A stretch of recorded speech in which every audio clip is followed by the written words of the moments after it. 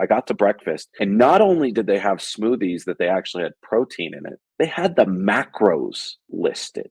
I was like taking pictures and posting it everywhere because I was so happy that somebody had this thoughtful thing that was like, well, I guess I'm having breakfast today because this is too good. It compelled me to have breakfast because I usually skip it because I can't get the nutrition I'm looking for. Yeah. They're going to make that decision of if they're going to do it again, right? By how much they go through. And if nobody takes it, then it's like, why do we even bother? So I took 2 of them because I was like, yep. And the best part was I was like, oh, can I have 2 scoops of protein? And they're like, Yeah. yeah, Oh sure. my I was gosh. like, I got 40 grams of protein in my morning shake that they had in the general session room. And I was like, this is, oh my God, I feel so seen. This is magnificent. I love it. It would take like a whole week to get that kind of amount of protein in a breakfast offering at any other event.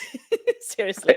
It was incredible. I was like, this is fantastic. And the fact they had the macros listed, I've never seen that since I've done an event. Like that only happens at like 24-hour events.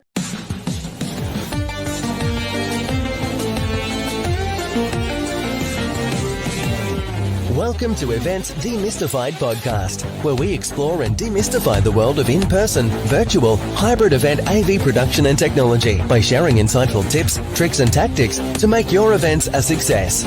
This podcast is brought to you by Tree Fan Events, a woman-owned boutique event production agency.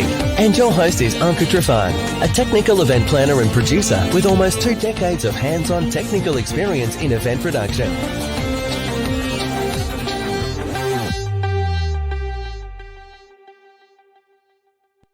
Welcome to another season and another episode of Events Demystified podcast, your one-stop shop for any technical and practical planning advice for anyone in the events industry. This podcast is sponsored by Trifan Events, a woman-owned boutique event production agency, and I am your host, Anka Trifan. On the show with me today, I have David Stevens, Director, Film Marketing and Global Events for Data.World. Also, someone that is a 4-time self-proclaimed fittest male event professional in the industry. And I'm not contesting that, but we're going to have to talk a little bit about it, give it a little bit of context and figure out what's up with this. I mean, I'm just going to come up with the title myself at one point. Why not? Like maybe I'm the best person in the event industry to do push-ups on a challenge. And what else?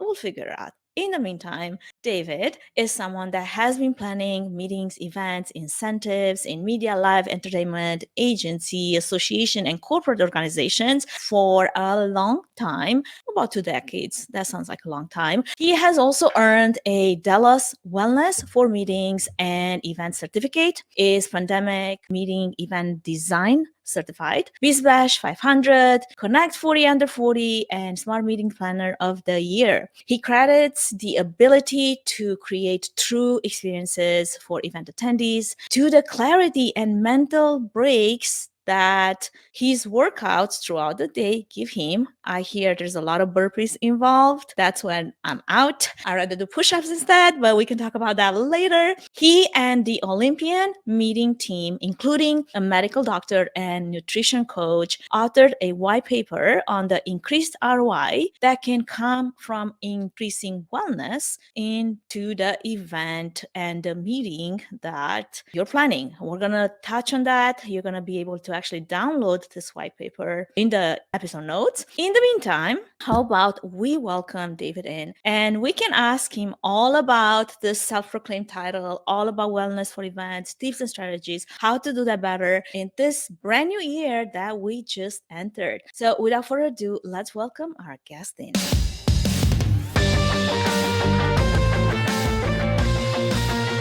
Happy New Year, David, and welcome to the show.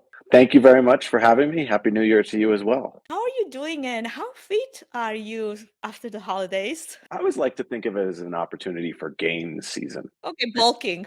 Yeah, I call it bulking. Yeah. It's an opportunity. There's no shortage of calories everywhere you look. So, it's a good opportunity to lift a little heavier, put your body under a little more work. And if you feel like pulling back a little bit on that hard line of meal planning and things of that nature, that you might as well put those calories to work and get a little positive on the size side out of it and get a little stronger, because we all know you don't get stronger by not having calories. Just look Words. at your strong men, right?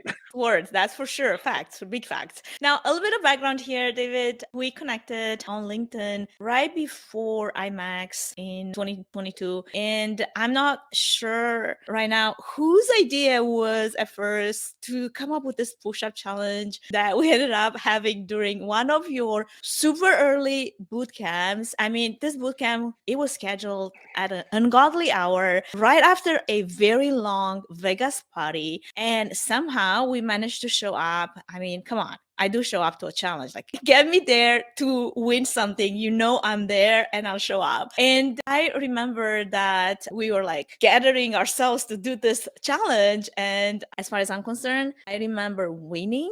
Now, I know there's a bit of debate by how much and if that really happened. I have the footage. I will have to review it at one point in my life. In the meantime, apparently there's going to be a rematch for this year's IMAX. So have no worries and make no mistake, I will be prepared for it. I'm in it to win it. So enough with the bragging, enough with all the background. How about we talk about you a little bit? I would love to have you give our audience, just so that they get to know you a little bit of a glimpse in this like 4 times fittest male event pro. How did that come about? And also, what has been your journey in events so far? I mean, if you've been around for 2 decades, you probably wore more than a hat, probably multiple hats, many, sometimes at times at once, right? I would love to know what that journey was and also what keeps you here after so many years.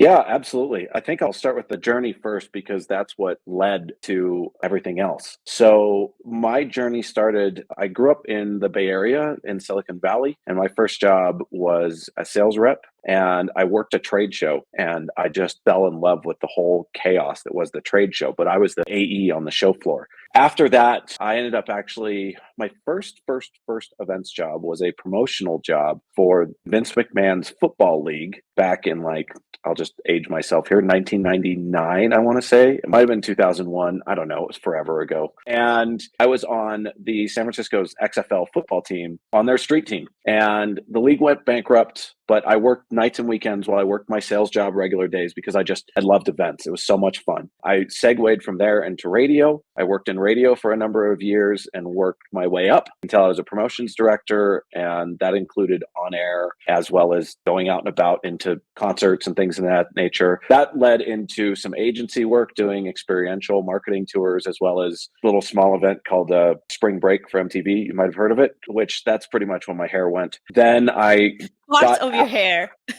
Yes, on top of my head. And then after I did that for a little while, I did some concert tours. It was just too much travel, which is a weird thing to say, but like, I had no friends because nobody saw me. I didn't even have an apartment. Like, my stuff lived in a storage unit. That just wasn't for me. So I got out of it. I got into association planning. I worked for a Chamber of Commerce in Mountain View. I came back to the Bay Area, and then I segued into meeting agency, and then got recruited into corporate. Now, one of those corporate jobs I got was working at 24 Hour Fitness's headquarters, and I got to plan their incentive trip and their corporate meetings and things of that nature. And it really taught me a different way of planning a meeting, because a lot of it was for club managers or the personal training team or things of that nature. And that really is a company that believes that they need to live their brand. So every morning started with a workout. And if you didn't show up to the 6 workout, a.m. like you just did at IMAX. Yep, 6 a.m. But the difference was they didn't really do anything at night. They did a dinner.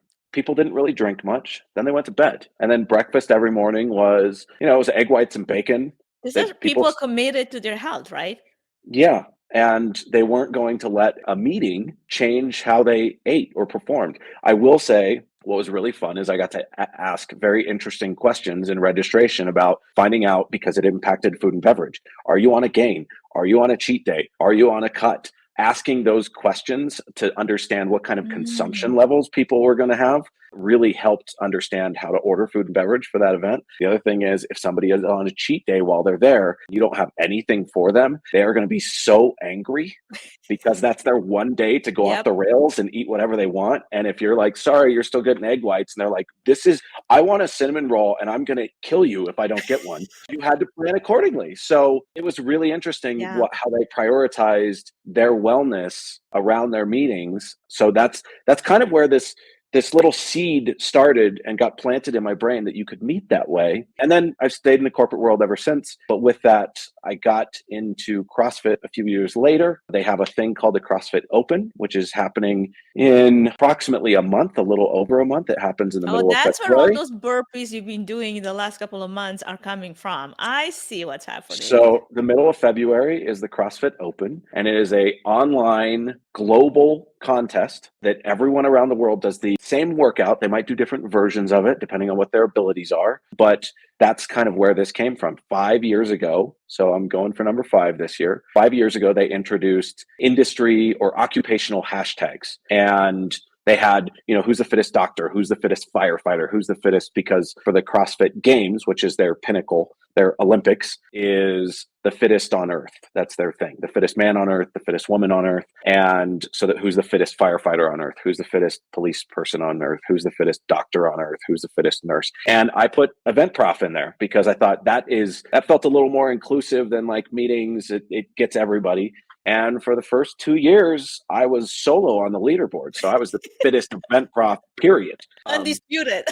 Undisputed. And then the last couple years, the leaderboard has gotten busier. Not surprisingly, it's a lot of females that showed up in the last few years. Then there's been one other gentleman who I've competed with the last couple of years. And fortunately, I've been able to best him the last couple of years, but not surprising. It sounds like we need to make a call for more event profs to challenge David at this worldly, globally bring it on contest. Come on. We have to challenge this.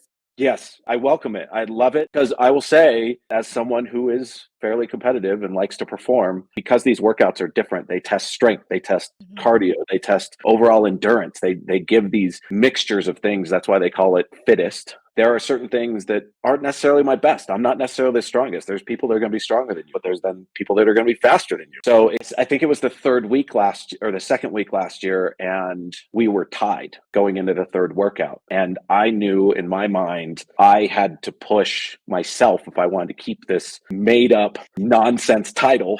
But I knew for me, I had to go, and it was time to get to work.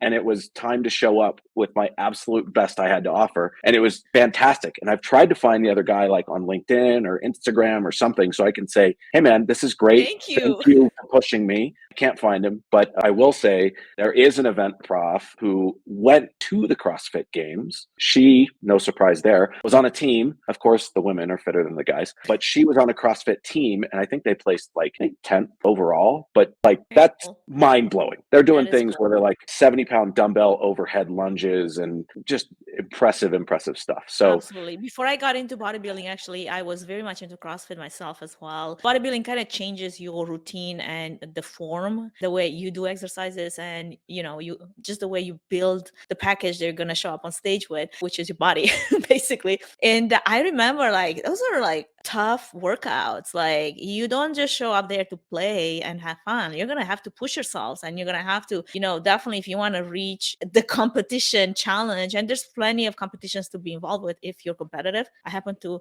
be, don't say anything. Whoever said that I'm not, probably they're thinking about somebody else. Obviously, that's why I show up for the challenge. However, what I've realized is that having someone to compete with, it's so much more fun. And as you just mentioned, it's so much more challenging because you're going to want to step up. You're going to want to push harder. You're going to want to not beat them, but you're going to want to bring the best version of yourself and the best form that you have. And to me, a competitor in my field, it only makes me want to work harder for what I want. And sometimes, people are like, well, competition here, competition there. It's like, they're good for you. Like they push you to go farther, regardless if it's business, business, fitness, whatever, personal growth, you name it, right? And I love that you mentioned that because it's so important to look at it from that perspective. Now, because we got that covered. Now we know who the fittest man in the CrossFit Games is. We're going to see if 2023 brings that fifth title to you. I'm, definitely rooting for you, David. And I don't know. That's because you don't know who else is competing yet. Yeah, but also I don't know necessarily if that's really good for your ego. So maybe we need to find someone else to just bring on board. Someone, please show up.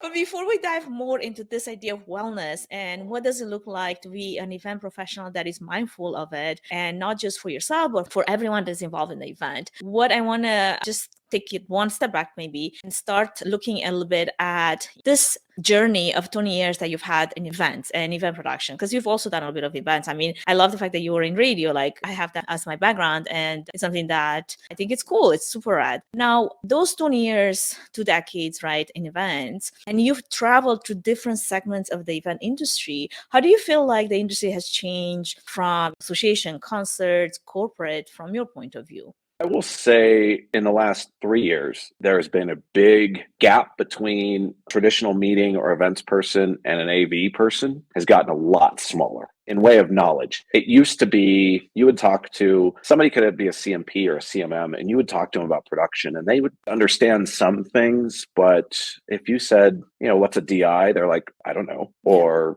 how many channels do you need on a mixing board? They'd be like, I don't know. My person does that. A lot of people that didn't have that background had to get a crash course when we moved into this hybrid and online event world, because that was how you were successful. If you understood production, that was your opportunity to shine. I think, fortunately, the company I was at, the person I had hired came from radio, and we both knew when all of this went down, we're like, okay, so we're TV show producers now. That's what we have to do. And we just started fiddling around with our online production tools, and be it the Z1, and figuring out what we could do. And we would spend, I don't know, anywhere from a half hour to 90 minutes at least once a week just jumping on a call together and trying things. So I think that has closed a lot. And I think all the hard work that production teams have done for a long time, that has been literally behind the scenes. Video Village is tucked behind the screen. The producers, front of house is at the back of the room, and people just, they all wear show black, and they're all just trained to blend in and just disappear. I think our industry has a significantly newfound respect for the importance and the impact those people and those teams have on attendee experience, as well as the overall event experience, because it changes everything. Absolutely. I love that you bring that as a new perspective to look at things that way, because you're right. One, if you are an event planner that has not embraced technology in the last 3 years, probably you're already doing something else right now, because technology is going to be part of your event, regardless if you like it or not, if you want to embrace it or not. And then secondly, there's definitely not that behind the scenes tech teams ever wanted appreciation. I mean, it's nice to have it and get it, but being appreciated for a well done job, it's come to a different level, like you just mentioned, because of this awareness that was built. Like, those people that do all those magic things behind the scenes, now we have an understanding. The curtain has been lifted up a little bit to see what's happening. And some people will be like, I love what you're doing, I want to do more of that. Others will be like, no, thank you. Please handle this side of the job, because I don't want to touch it ever again, because I know what virtual events meant for me and my events during COVID and the craziness of what that was. Now, to come back to the topic of conversation here, aside from that, also aside from DEI, which I feel like it came into conversation so much more in the last few years, and sustainability and sustainable events, and how does virtual events actually are more sustainable than in-person events, anything else that comes to mind that might matter more now than it did before? Yeah, I think people are bringing more of, I'll be honest, the last 15 years, the big shift was people understanding experiences and experiential. I was fortunate that I worked in that industry a while ago, and I got to be a part of it when it was first coming out. And it was only the big brands that understood it and that were spending the money on it. And that was what things were starting to move towards. People were starting to understand that when you can evoke emotions with people, that connected them to you more. And that shift was starting to happen. But the big shift that really came through from the pandemic for me that I'm seeing is people are bringing more of themselves at home to events. They want more of what they have at home. If they're going to leave their house, they want the comforts that they have at home. Otherwise, why would they leave? They would just go attend the event online. So I think we have to be a lot more intentional and thoughtful about what we are providing for people on site, because if we don't, they're going to leave and never come back, let alone leave frustrated or disappointed or whatever. But I think that's a big shift. We have to ask a lot more questions than we used to. Absolutely. Because people are so much more discerning. Yeah, for sure. I mean, I think for me, we were talking about this in Vegas when we were at IMAX, how important is to just have some of the considerations of what people would prefer to have, like you mentioned, just in the food and beverage offerings. Like I always bring my protein shakes with me. Sometimes I carry, like if I travel for a longer period of time, like a whole suitcase is dedicated to my protein. And I know I'm not the only one. I know somebody else is guilty of that. I don't know who that might be. And there's people like me that be like, I can trust that what's going to be offered on the breakfast, whatever buffet, it's going to serve me well, right? So then I have to make my own choices. Now, how much better and more beautiful would it be if somebody just offered like some protein shakes? It's not a big, is it a big deal? Could it be such a big deal that we don't offer it? I would love to have that. So I went to an event, and I'm going to plug them because they deserve it. I went to an Alhi event. It was in San Antonio, and now I'm blanking on the hotel name. But either way, I got to breakfast. And normally on event days and when I go to conferences, I tend to fast in the mornings just because there's so much calories just abundantly passed out everywhere. So I don't start eating until noon. But I got to breakfast. I'd done a workout with the group. They had like a boot camp that was awesome. And then I got to breakfast, and not only did they have smoothies that they actually had protein in it, they had the macros listed. I was like taking pictures and posting it everywhere. I put it on Instagram. I put it on Twitter when, Twitter was the old Twitter. I put it everywhere because I was so happy that somebody had this thoughtful thing that was like, well, I guess I'm having breakfast today because this is too good, because awesome. They're going to make that decision of if they're going to do it again, right? By how much they go through. And if nobody takes it, then it's like, why do we even bother? So I took 2 of them because I was like, yep. And the best part was I was like, oh, can I have 2 scoops of protein? And they're like, yeah, sure. Oh my gosh. I was like, I got 40 grams of protein in my morning shake that they had in the general session room. And I was like, this is, oh my God, I feel so seen. This is magnificent. I love it. It would take like a whole week to get that kind of amount of protein in a breakfast offering at any other event. Seriously. It was incredible. I was like, this is fantastic. And the fact they had the macros listed, I've never seen that since I've done an event. Like that only happens at like 24-hour events.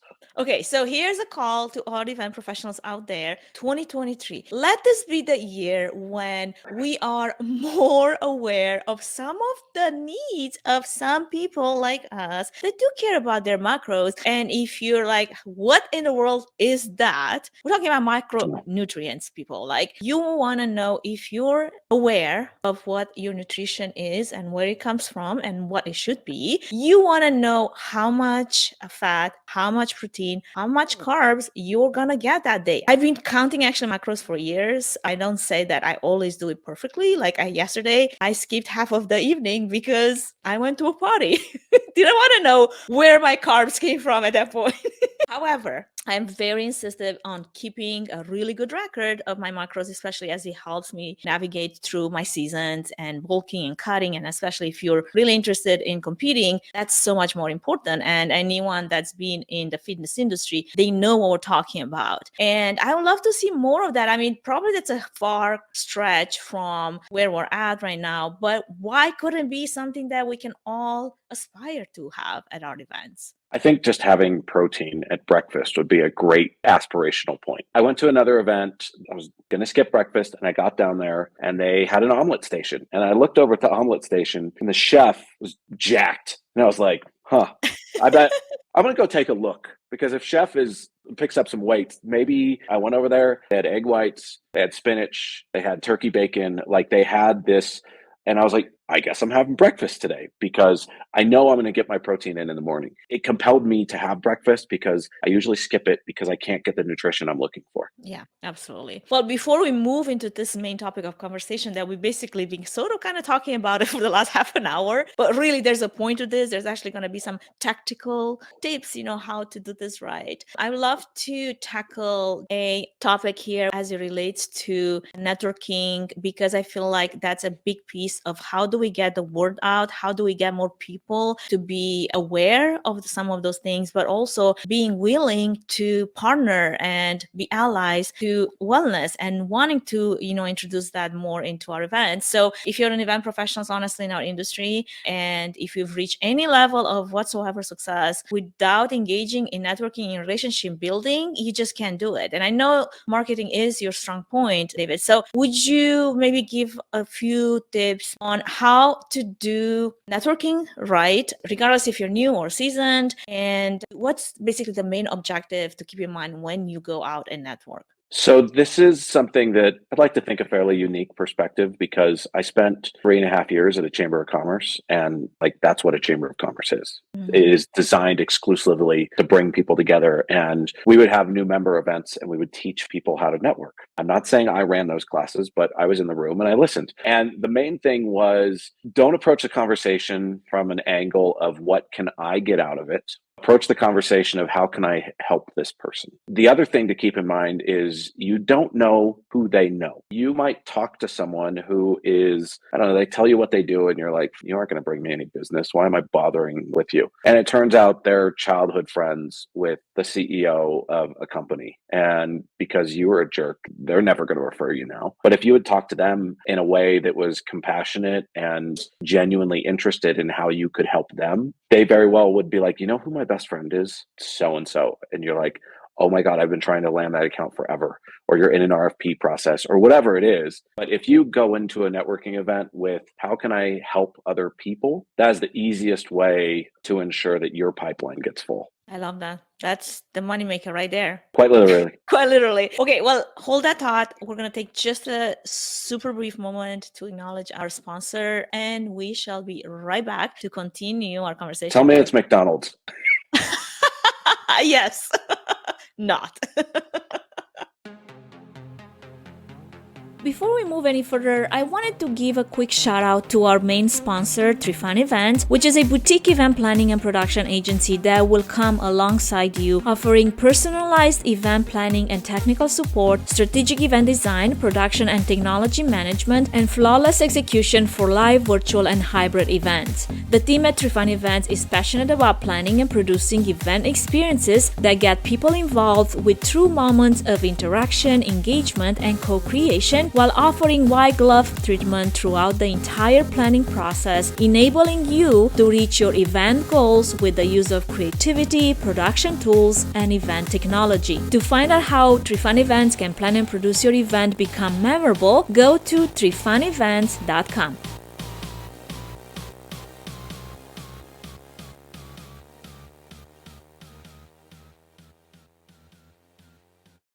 Welcome back to our conversation with David Stevens, the fourth self-proclaimed fittest male event prof, also a runner-upper to a push-up challenge we both did in Vegas that someone here has won. And apparently there's going to be a follow-up challenge to contest such claims. We'll see how that goes. In the meantime, this is beginning of the year. So right off the bat, I knew that for the first few episodes of the year, I wanted to tackle this one topic that both of us are quite passionate about: wellness and staying fit behind the scenes and front of scenes. And anyone that's planning and running events, when you are doing those super long hours, so important to have enough stamina to carry you through long days and long hours basically on the event side. Also, I feel like when you're in front of the scenes, right, you're person that's presenter, the keynote speaker, having the ability to bring them closer to the conversation and make them being aware of what wellness means for our events. Also, people that implemented and planned the events and being aware of like food and beverage and the needs and the breaks and all the things that go into this conversation. And because you definitely put some time, some research into what that looks like and what it means to drive ROI by increasing wellness at events. And I remember when you were talking about this at IMAX, you were mentioning that basically the secret sauce of all of this is three things: mindfulness and movement and meals. I would love for you to dive a little bit deeper into what that means. I mean, without giving away your presentation, but if you want to just touch on those things and why are those important, I would love to hear your thoughts on that.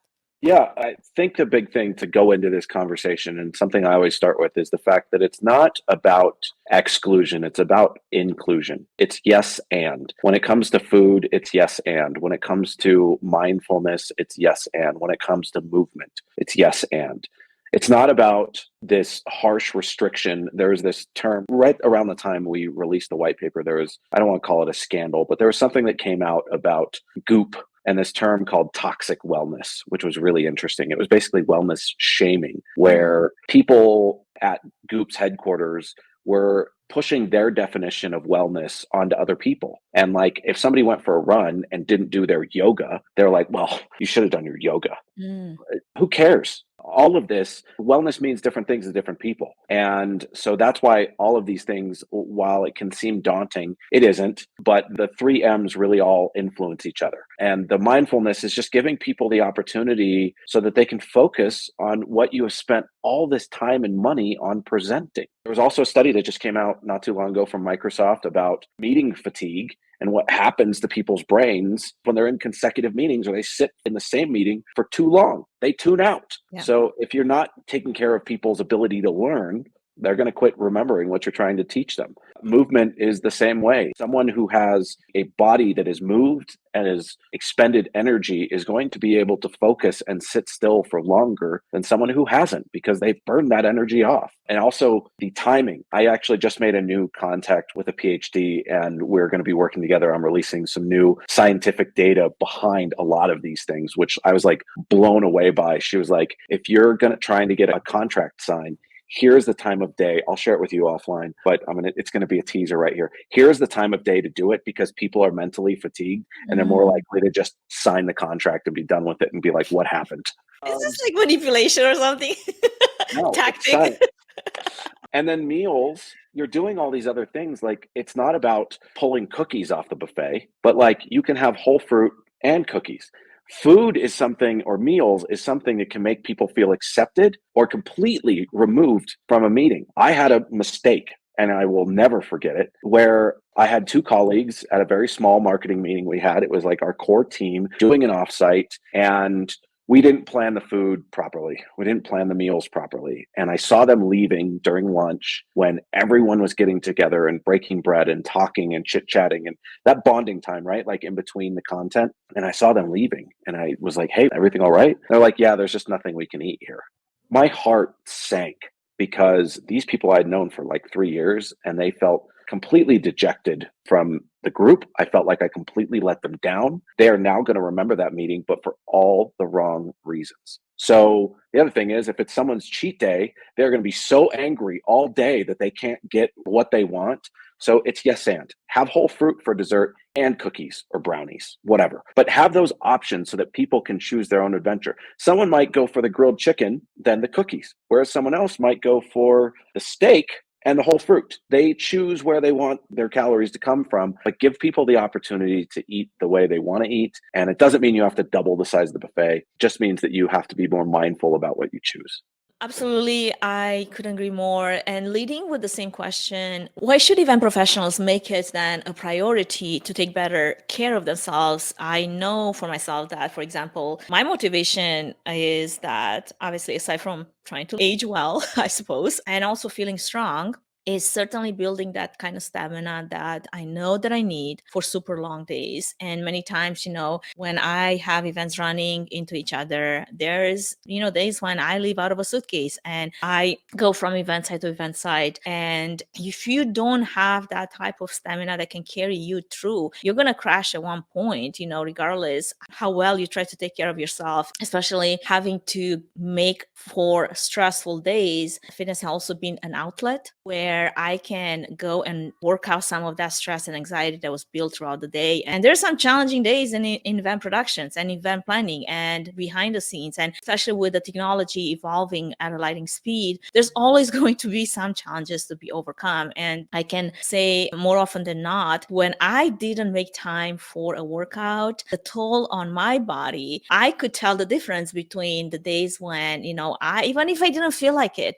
do a run, do a workout, I don't know, do push-ups, burpees, whatever your choice, yoga might be, right? When I didn't do it, my body did not feel the same way, did not take pressure the same way. And it's always been in my advantage. I've always been happier if I put in the effort to go and do that. So coming back to the question, why is it important then for you and for event professionals in general? Why should it be important to make wellness and fitness a priority? And why should it be important to all event and meeting professionals out there? I like to use the analogy of an oxygen mask on an airplane. Everyone knows the instructions. Put your own mask on before you help somebody else. Our job is to take care of everyone else, but we can't help anyone else if we don't take care of ourselves. You could also use another analogy of like, if you filled a vase to pour water for people, how many people could you fill water for if there was a big old hole in the vase? Those two things are exactly what happens to us when we don't take care of ourselves. The other thing is you wouldn't get up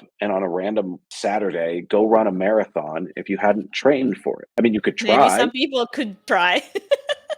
But it's not going to go well. You're going to end up in bad shape. There are some genetic anomalies. Yes, I get it. But event days are rough. And the germs and the everything. And if you're not taking that time outside of your on-site days where you're training, you're sleeping, that's a big thing. You're eating right, you're getting your workouts in. Not only do all those things make you more effective on your day-to-day basis, but when you go into your on-site days and you walk 10 miles, or you do 20,000 steps, or you're up for 16, 18, 20 hours, and you only have a 4-hour window, but now your body knows how to rest. When you lay down, it goes to sleep, it goes into REM, it knows the drill. It's like, okay, we only have a short window. Your brain is going to tell it, because you know how you like wake up just inherently, especially on those early days, and you wake up like 10 minutes before your alarm. Your brain knows what's up. You've conditioned it, but it knows that when you go to bed, it is prepared to rest. It knows what it needs to do. And by training outside of those event days, you can perform at a higher level when you are on site. And none of this is new. This is old science. JFK did all this science back in the 60s. When people are active and when they eat right, they perform better. That's why the presidential fitness test existed in schools for so long, because his idea to make America an amazing country was by taking care of our youth and taking care of our kids and ensuring that they ate well-rounded foods and exercised, because that made for a higher performing human. Absolutely. What happened to that? I think we need to bring it back. Oh, wait, I think that's a different conversation for another time.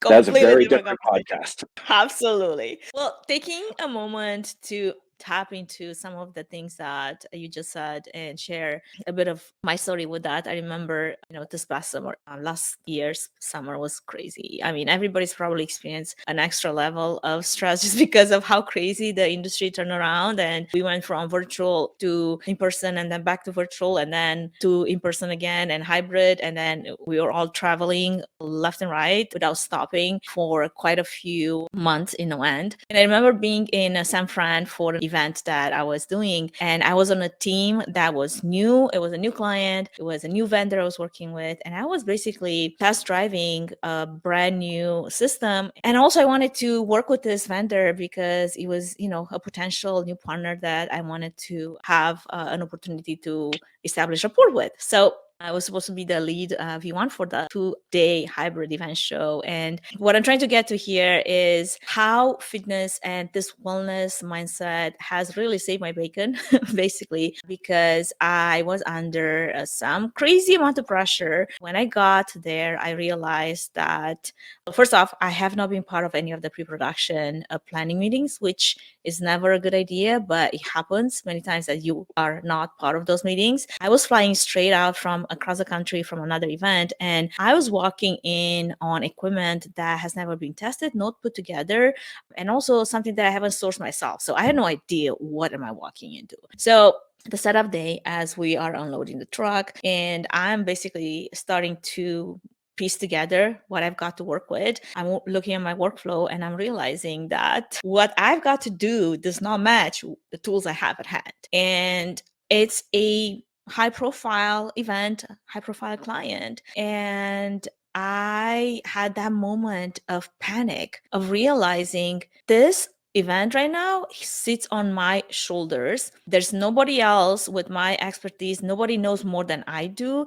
And I've got to figure out how the heck am I going to make this work. So in other words, I freaked out for a moment. Like I remember going to the bathroom and hyperventilating and be like, oh my gosh, I'm going to sink, like the narrative that's going through my mind, right? It's like, I'm going to sink this show. Like, that's it. Like what they're sending me to do, it's impossible. Like there's no way I can make this happen. And that's when having that training, having done that resilience, that workouts and challenges, really, they do train your mind to go through. I backed up, for a moment, and I started like going at it like, okay, this is a challenge and let's start from the beginning. I have a few strategies, honestly, in a nutshell, that I usually apply when I'm like under pressure or like when I feel like, okay, everything is like out of control. And I know that if I don't pause, I'm going to like lose it, right? So first off is I focus on my breathing. Like I do box breathing, or like I just need to slow down my brain, get away from like my,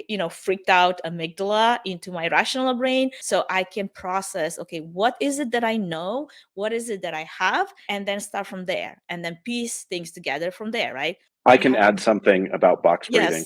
Yes, please do. It's funny that you mentioned box breathing, because what's really great about box breathing is it comes from a weird place that most people don't realize, and that's the military. They teach soldiers to box breathe when they're under fire because it actually calms your mind.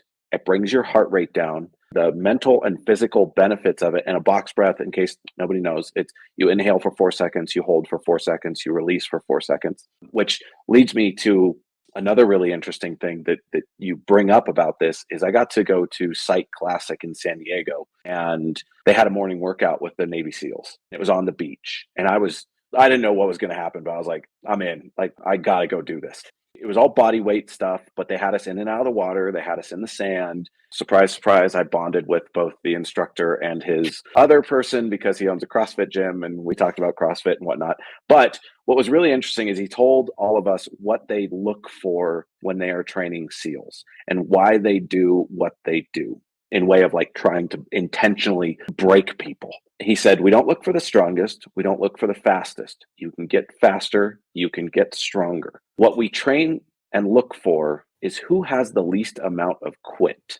And that really stuck with me. He's like, who's going to keep going? Who isn't going to just fold? He goes, we put people in and out of the water, in the sand, get sand in all the nooks and crannies of your body, and then you don't get to shower and you have to go learn. So you want to talk about like really like a shitty meeting. Sorry, I don't know if I'm supposed to say that, but like you do We're all adults, David. We can say whatever the heck we want. You do all this physical stuff. You're dirty. You might smell. You go eat, then you go to class. You don't get to shower. You're supposed to learn. You're supposed to retain things. And he says you're supposed to be bruised and chafed just to see who's gonna quit. And that really stuck with me. Usually when I'm in a workout that's like multiple rounds and it's like just close to the halfway point, and I'm like, oh my God, I don't want to do this anymore. That sticks in my head. And I'm like, I'm not going to quit. I'm going to keep going. And that's exactly what you did in that situation when you were like, the sky is literally falling. What do I do? But you don't quit. Yeah. And honestly, that was my thing. Is like, I need to get my heart rate down because obviously it was escalated. I knew feeling my body that I'm like panicking. Like it's kind of like it's do or die. Like I either show up and save this event or it's on me that's all gonna fail, right? So box breathing, that's my go-to technique. Then the second one, I like to engage my core. And honestly, I was in the restroom. I literally got on the floor. I know, not very sanitary. Who cares? I'm like, I'm going to do just a few push-ups because I needed my body, my core to engage. I just needed to give my brain the break that it needed to just come up with a solution, or just think about to like be free from, everything else as I'm pushing basically my body to do something else so I can work through what I've got to deal with right now. And then the last step, I think that kind of a little bit works, actually speaks to what you just said about when you're in the middle of a grueling workout and you're halfway and you still have a lot of reps to do. What works for me, my strategy is segmentation.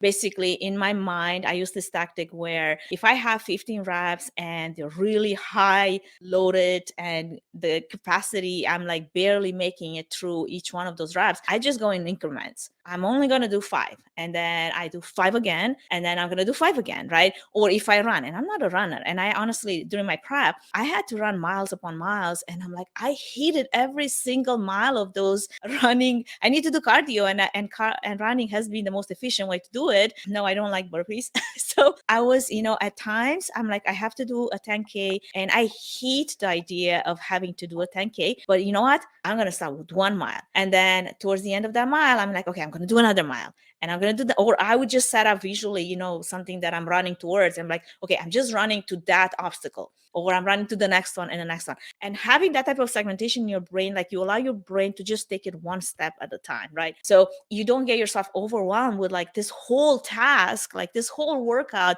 And especially when it's challenging, it's hard to push through something that you feel like there's no end to it. Like when I do any type of activity where I don't have a count to, I feel lost. Like I can't carry on with the same intensity unless I'm able to count towards that one goal, because then I can segment my way through it. And that type of like strategy has saved my bacon. That particular event where I was looking at my workflow, I was looking what I had, and I said, okay, this is what I know. This is what I can make work and do. And I'm going to take it one tiny step at a time. And 4 or 5 hours into that whole process, the whole system started working and it made sense, right?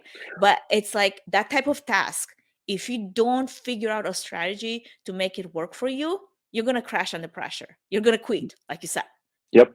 And when you're doing that on a regular basis, you don't even realize that you're prepared for it when it hits the fan at work. But it hits the fan and you're like, this is nuts, but let's figure it out. It's like when you find out what the workout is, you're like, this is a nightmare. I'm going to die. Yes. And then you're like, well, just okay. Looking at some of your workouts that you post, I'm like, oh, it's a nightmare. Oh, no. But you're like, okay, well, so I'll do it. And you start working through it. And when you practice that every day, not necessarily you need a rest day, but when you practice that on a regular basis, you have so much mental fortitude to go into an event where we literally plan for the worst and hope for the best. You are prepared. It doesn't matter what happens. You're going to be ready for it. I want to hear some, maybe one story that you might have that comes to mind right now in the context of what I just shared, where maybe some of your fitness tactics have helped you overcome something challenging in your professional life, and anything that you were able to say, yep, this is actually leaning heavily on my routine, on my strategies when I'm actually doing those, fitness, CrossFit challenges, something that you could draw a parallel and say, yep, I see it. Now I understand even more why it's so important. I would probably say it's been a lot of like physical things, in the sense of if we're exhibiting at a trade show and something's wrong with the booth, or like there's one time the booth was off by like 90 degrees and I was able to just say, hey, and like the exhibit team was there and I said, okay, you grab that corner, I'm going to get this one. And we just were able to pick it up and ship it. Right. And then it was just done. But they were like, well, we're going to have to tear it down and blah, blah. No, let's just pick it up and move it. Well, we're just going to pick it up. Yeah, we'll just pick it up. I can't tell you how many times I've done that with stages. They'll be like, no, we need to bring the banquet people to. I'm like, okay, we've got 4 able bodies.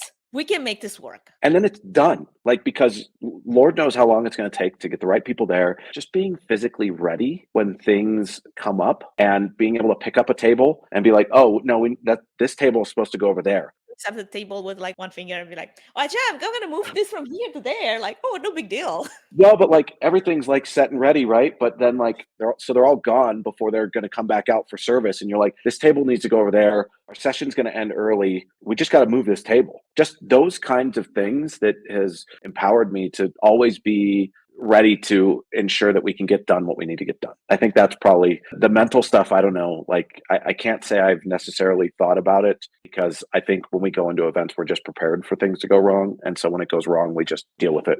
Absolutely. Well, because you're an event planner and you've been in the industry for 20 years, not everybody's prepared for it. Many people just collapse under pressure. And, for me, I've seen it again and again where having the mental capacity to build that strength in other ways, through other means, it's really only going to be a benefit wherever you're at, where things just, don't always work as planned. And let me tell you, as much as we love to have a plan, a solid plan, that doesn't always happen. So piggybacking on what we just started talking about, because it's such an important topic, why should it also matter to our attendees? Well, I think if we can give our attendees the opportunity to bring the way they like to live at home to the event, they're going to feel accepted. They're going to feel included. There's a concept going around called return on emotion. It's a really great concept, but there's a number of things. It's the acronym is HAM, because there's 3 A's, but it's hopeful, accepted, adventurous, motivated. And I always struggle with the last A, but the idea is you give people the opportunity to be fully engaged and fully involved by doing things at events, by offering people workout options or mindfulness options that they maybe always thought about but never took the chance on doing. They have the opportunity to go try it and see if they like it or not. And that gives them both a sense of adventure and a sense of acceptance, because what they like to do is a part of that.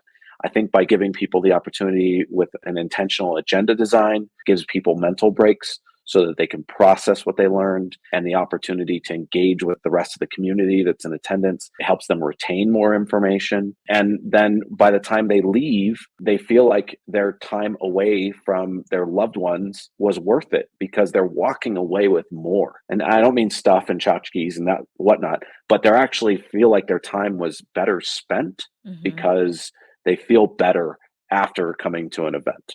And you just summarize basically what I was going to ask you as the last point, the last question. Bring it all home. What are the benefits for event professionals and attendees? Is there anything else to add to what you just said?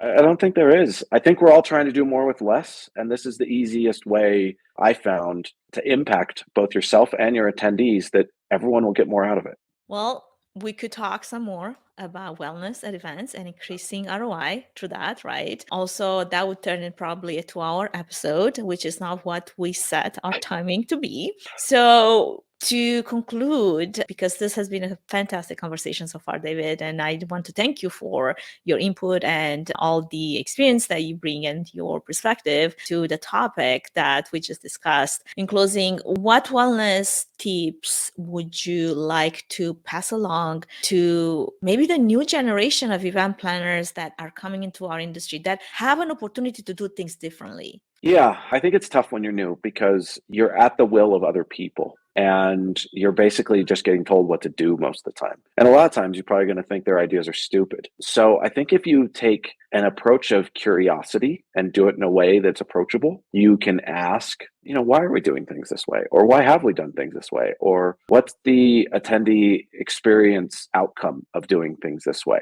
I think there's a way to position your curiosity in a positive way. It will seem like you're hungry for knowledge, that your superiors thinking that they're doing things the wrong way. But I think there's also a real opportunity to do things differently. I think the whole quiet quitting term, I think it's overthought. And I think it's really more along the lines of people setting their own personal boundaries in a place where they're not being, let's say, taken advantage of as much as they used to be. People have reprioritized, and people are more protective of themselves than they used to be. And I think it's awesome. I know that's not going to go over with everyone, but I think in a lot of countries where there are very strict and protective labor laws, like in Europe, quiet quitting probably isn't a thing, because, you don't have that option. No, there's boundaries in place by law. I think as a newcomer to the industry, there's a great opportunity to learn and listen and question in a positive way.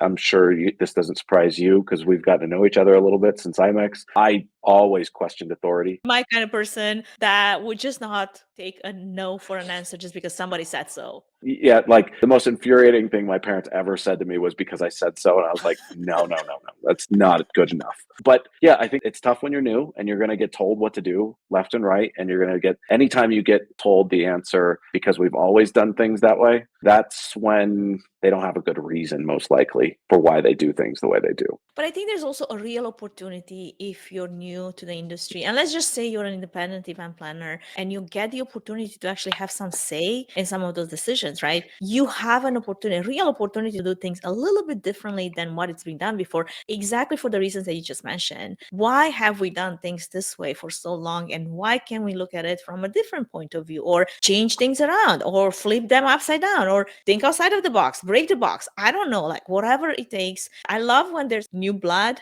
coming in, like new ideas, fresh ideas. And sometimes it can be challenging. Like it can be challenges for veterans like us, right? Be like, what do you mean questioning my ideas, right? But there is opportunity for growth there. Like the same way how the 5th CrossFit Event Pro is going to challenge you this year and be like, David, I don't like that you're gonna self-proclaim yourself now to be the 5th year in a row. How about I'm gonna challenge you to that? And I welcome that. I think that's a flip side of the message, right? If you are a veteran in this industry and you have new people working for you, listen to them. What kind of crazy half-baked idea do they have that could turn into something amazing? They don't know any better. They don't know any different. They know what they've been to. They've probably gone to something highly curated and experiential. And we're all trying to impact our attendee experience. So if they're asking you, why have we done it that way? Hear them out. Let's find out what their ideas are, because it might be the next big thing. And that's how we're going to conclude today's episode. But before we do that, for anyone that maybe has some of those crazy ideas that they want to run by you, where can they connect with you? I'm on everything as @David T, as in Tom, Stevens. So it's basically just like here, LinkedIn, Twitter, Instagram. I don't really use the Book of Faces too much, but yeah. We'll have all those links in the episode notes. Thank you everyone for listening to our conversation. Thank you, David, for showing up, being present, and sharing from your wealth of wisdom and experience in the event industry. For anyone that wants to challenge David in his upcoming Olympic CrossFit competition, is there a place where they can go and register? Like, how does that work? Yeah, it's open.crossfit.com. If you can't find it, send me a message. The registration is already open. You can live anywhere in the world, and it's 3 weeks. I think it costs $25, and that's it. And then the workouts will come out. The other thing is that I would say is I encourage anyone and everyone to participate in it, because while you may not be able to do a particular version that the most elite athletes in the world do, I do not consider myself that. They have other versions. And what's really fun about it is you can compete against yourself year over year. And so you can see where you as an individual improve year over year. And that's been the greatest part of it that I've really, really enjoyed more than anything else, is the fact that I've got to watch myself improve year over year as well. And I love that. And in fitness and in business and basically anywhere else, I think that's the takeaway. Don't compete against anybody else. Compete against yourself. That's basically your biggest competitor right there. And make sure that you improve year after year. And that's enough. That should be enough. Well, thank you, David. Thank you for this conversation. Thank you for the work that you do in the event industry, for the inspiration that you provide for all event pros out there to just show up for themselves and take wellness seriously and implement some of those things at their events. And thank you for everyone that stay tuned till the end. Make sure to subscribe so you don't miss any of our new episodes coming up this season, because we're definitely going to focus more on wellness and mental health and just tips to carry us through another year. Who knows what this year will bring? But hey, we said that for the last few years, so it's always going to be a surprise. Have a wonderful rest of your day. And for everyone else that is listening to us, tune in for our next episode coming up on a Friday. See you soon. Thank you for listening to the Events Demystified podcast. If you enjoyed this podcast, please take a moment to review it, rate it, and share it with other event professionals that could benefit from it. Connect with us on social at Events Demystified Podcast. We would love to hear from you and what you're up to. If you'd like to learn more about Tree Fan Event services and find out if we're a good fit in supporting your event, can we help your event be successful with a 20-minute free consultation? Link in the episode's notes. Thanks for tuning in.